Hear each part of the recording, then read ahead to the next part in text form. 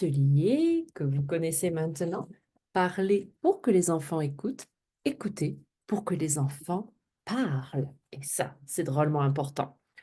Aujourd'hui, c'est une séance très intéressante et très particulière parce que nous revenons de notre rencontre en personne, ensemble, où nous avons pu échanger de sujets relativement intéressants, où vous avez pu ouvrir votre cœur et je vous en remercie.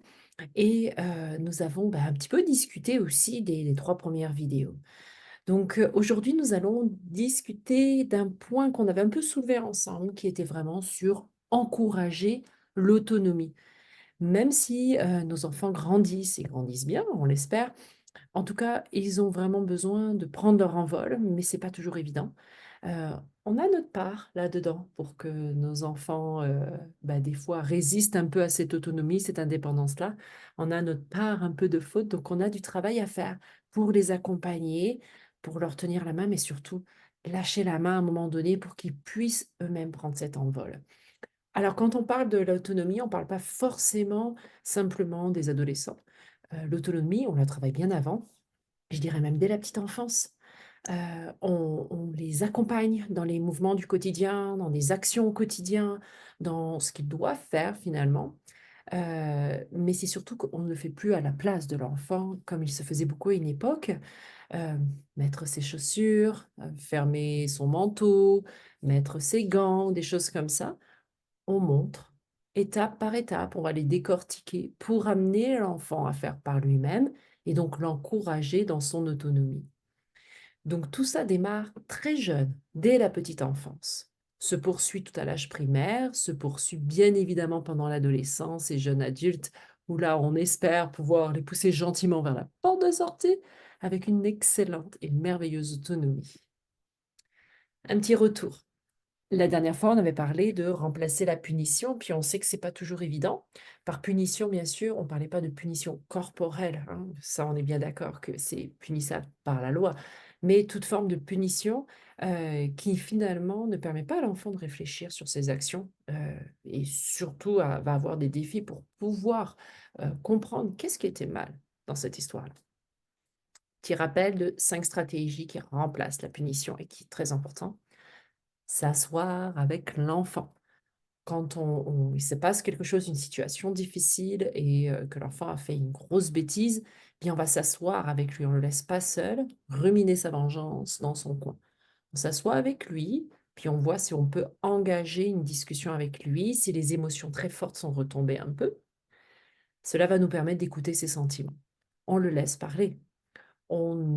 Pratique ce qu'on appelle l'écoute active.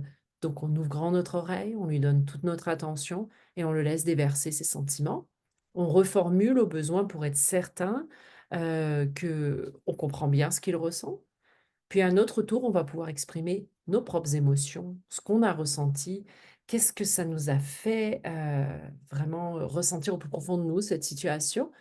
Puis exprimer nos attentes ou les réexpliquer nos attentes, réexpliquer un petit peu les règles, qui sont peut-être à la maison, ou les règles de la société en général.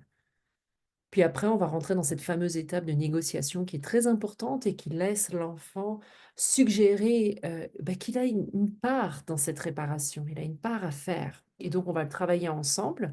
Donc on va essayer de trouver une solution, chacun ensemble qui nous convienne tant à l'enfant qu'à nous en tant que parents. Puis évidemment, on montre l'exemple. Nous sommes toujours le modèle, numéro un, donc on montre à l'enfant comment réparer tout ça. Donc là, comme nous avions dit, on parlait d'encourager l'autonomie et pour encourager l'autonomie, eh bien, il va falloir déjà qu'on fasse une grande réflexion sur nous-mêmes et qu'on réfléchisse à finalement quels sont nos agissements, nos actions et nos réflexions qui peut-être stoppent l'autonomie de l'enfant. Donc souvent sans vraiment le savoir ou même le vouloir, hein, ce n'est pas du tout, volontaire, hein. On a beaucoup de gestes qui permettent aux enfants, de développer leur autonomie. Puis il y a d'autres gestes qui les freinent. Donc, c'est vraiment de la pensée que vous devez développer par rapport à vous-même pour vous assurer de quels sont les gestes qui vont encourager l'autonomie, quels sont les autres qui vont peut-être les freiner. Donc nous, on est vraiment là comme un accompagnateur. Quand je vous dis on est main dans la main, on travaille ensemble, nous sommes des bâtisseurs, des co-bâtisseurs avec les enfants. Alors on est vraiment là pour les accompagner et développer leur plein potentiel. Et pour développer leur plein potentiel, ben, on leur donne les cartes dont ils ont besoin. Mais on ne se substitue pas à ces cartes-là, on ne les remplace pas. On leur développe leur plein potentiel tout en favorisant leur autonomie. Ça va ensemble. Très belle expression qui est des racines et des ailes. Nous sommes les racines et eux, ils ont leurs ailes pour pouvoir s'envoler. Mais on leur donne ces racines-là pour qu'ils puissent s'envoler. Alors évidemment, on peut se poser un certain nombre de questions comme ben, comment diminuer ces sentiments de dépendance? Comment faire pour que l'enfant, petit à petit, ben, trouve ses solutions par lui-même, propose des réparations par lui-même, trouve aussi bah, son chemin, sa vision de vie, ses besoins, sache les exprimer, etc., par lui-même. Alors, je vais vous lire juste une petite situation qui est assez intéressante et puis vous allez écouter la réponse des parents. Il y en a plusieurs, mais je vous en ai sélectionné quelques-unes. Maman, m'as-tu enfin trouvé un professeur de guitare? Et maman répond, je fais encore des recherches, mais j'aimerais aussi que tu t'informes à l'école pour savoir si on recommande quelqu'un.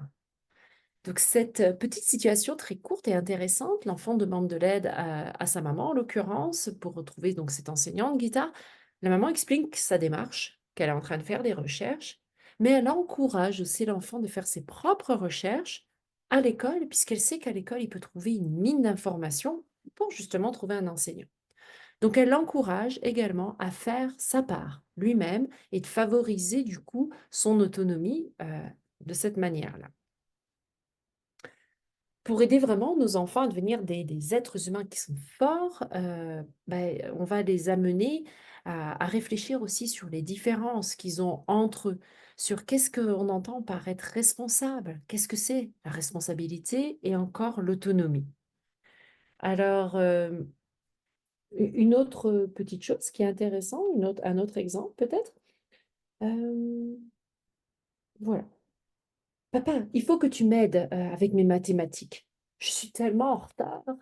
Et le papa répond, mais que penserais-tu de demander à ton professeur de trouver un élève plus âgé qui pourrait t'aider juste pour te rattraper? Donc, encore une fois, on va suggérer à l'enfant une stratégie face à son problème, on lui propose une solution et l'enfant devra donc faire cette démarche. C'est ce qui permet de le responsabiliser. Donc, pour encourager l'autonomie, il y a un certain nombre de stratégies. En voici 6 qui sont très importantes. La première, c'est offrir des choix. Hem, alors, offrir des choix, bah, souvent dans une situation un petit peu conflictuelle ou où il y a des défis apparents, bah, on peut plutôt que de résoudre le problème, on va proposer plusieurs pistes de solutions et l'enfant pourra se saisir de laquelle lui convient le mieux. Montrer aussi à l'enfant qu'on respecte ses efforts, ça c'est très important, hem, parce que l'enfant essaye et quand il essaye, qu'il fait preuve de persévérance, si nous on arrive en disant: «Bah, non, là c'est ça va pas ce que tu fais», sa persévérance va passer de là à ploup, plongeon total et va complètement disparaître et ça, c'est vraiment pas ce qu'on veut.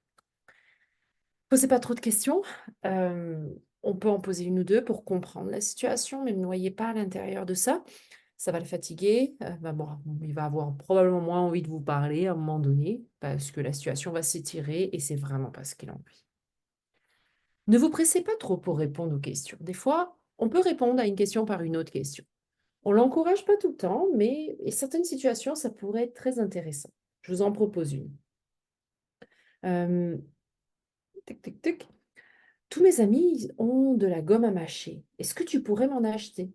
Puis le parent a répondu, ben, consultons le dentiste pour savoir ce qu'il en pense de la gomme à mâcher, hein. Tu penses que ça pourrait être une bonne solution?